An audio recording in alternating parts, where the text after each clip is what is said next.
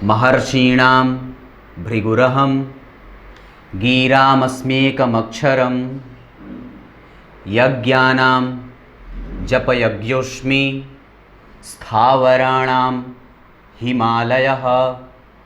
प्रिय दर्शकों नमस्कार, एक बार फिर से उपस्थित हूँ आप सबके सामने। आज शुक्रवार है और गुरुवार है और आज के कार्यक्रम में योगों की कड़ी को आगे बढ़ाते हुए आज जानेंगे ध्वज राजयोग के बारे में। आइए शुरू करते हैं आज का कार्यक्रम। 10 मिनट का समय दे दीजिए मुझे, इसमें कुछ आप भी नया जान जाएंगे, थोड़ी देर वक्त हम साथ में भी बिता लेंगे। तो आइए कार्यक्रम के आरंभ में बोले गए श्लोक के भगवान के विभूति योग का वर्णन करते हुए बताया है वो बता दूंगा।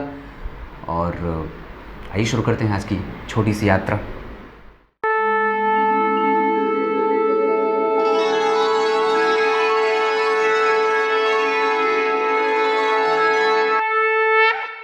आज जिस कार्यक्रम को लेकर के आया हूँ उसका नाम है ध्वज योग। एक बात बताऊँ, एक ही बात है, समझिएगा।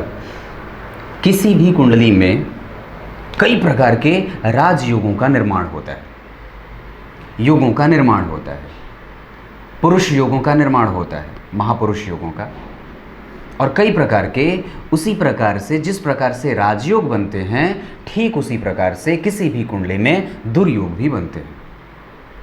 और उसके साथ साथ आपको ये बहुत अच्छे तरीके से समझ लेना चाहिए कि राजयोगों का फल या राजयोगों का प्रभाव व्यक्ति के जीवन में निरंतर अगर ना पड़ रहा हो तो हमेशा उसको उस योग का प्रभाव उसमें देखा जाता है। अलग बात है कि वो अगर मजबूत रहा, बहुत अच्छी स्थिति में रहा, तो अपने टाइम पे महादशा और अंतरदशा में बहुत अच्छा परिणाम देता है। और अगर दुर्योग रहा, कुंडली में दुर्योगों की उपस्थिति अच्छी है मतलब वो बन रहे हैं ज़्यादा, और ग्रहों का प्लेसमेंट थोड़ा अच्छे भावों में नहीं बन पड़ रहा है, तो वो दुर्योग हो जाता है। राजयोग का मतलब होता है कि जैसे महापुरुष योग, तो महापुरुष योगों में कोई एक ही ग्रह अकेला बैठ करके वो फल कर देता है, एक ही ग्रह। जैसे पंच महापुरुष योगों में से भद्र योग, बुध अकेले अगर केंद्र में बैठे हों, उच्च के हों और कहीं से भी दुष्प्रभावित न होते हों तो भद्र योग बन जाता है। उसकी मजबूती अगर देखनी हो तो नवमांस में जाकर के देख लीजिए।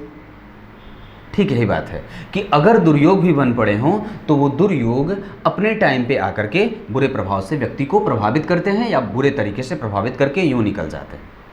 आज जिस योग को लेकर के आया हूं वो ध्वज योग है। मतलब कहने का है कि अगर जन्म कुंडली के, अभी यही तो चीज़ समझना है, मूलतः जन्म कुंडलियाँ तो देखना सभी लोग जानते हैं, परंतु पापग्रह और शुभ ग्रह कहाँ कहाँ बैठे होते हैं इस चीज़ में लोग कन्फ्यूज़ कर जाते हैं कि अष्टम में शनि राहु मंगल केतु बैठे हैं तो क्या होगा, लग्न में पापग्रह बैठे हैं तो क्या होगा। कल के कार्यक्रम में भी मैंने यही बात कही थी कि अगर पापग्रहों का प्रभाव अष्टम में ना हो, वो त्रिकोण में ना बैठे हों, केंद्र में शुभ ग्रह बैठे हों तो कुंडली अच्छी होती है।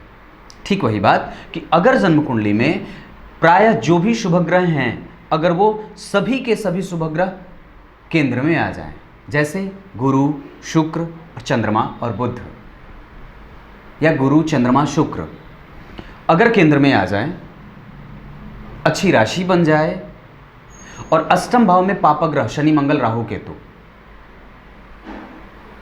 तो ये अद्भुत योग बन जाता है जिसे ध्वज राजयोग कहा जाता है। इसमें सिर्फ ये देखना होता है कि पापक ग्रहों की स्थिति कुंडली में किस भाव में जा रही है और शुभ ग्रह की।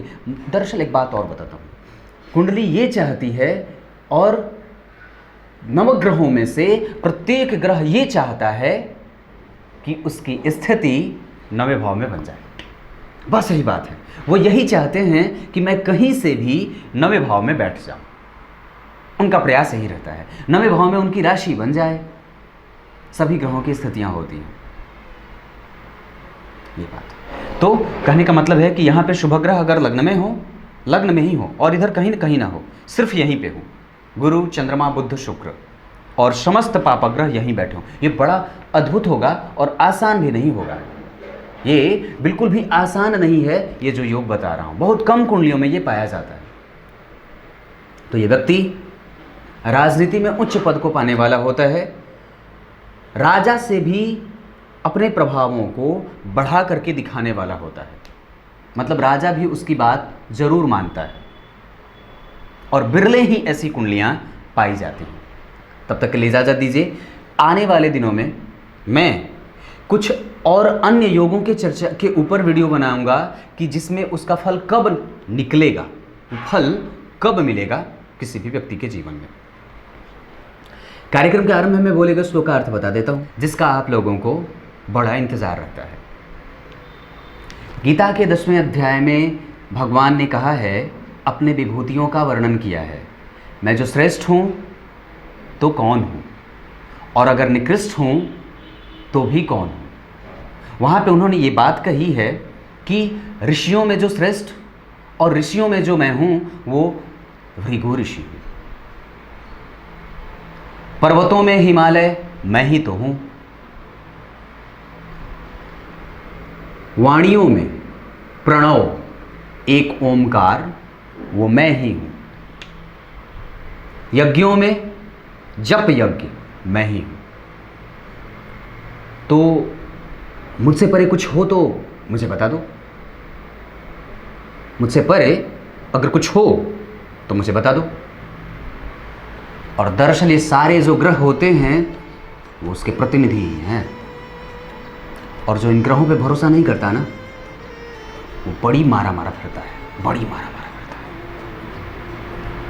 कुछ इसी तरीके से आज के कार्यक्रम का समापन करेंगे। तब तक के लिए इजाजत दीजिए। कल एक बार फिर से उपस्थित होंगे आप सबके सामने। तब तक के लिए बहुत बहुत नमस्कार।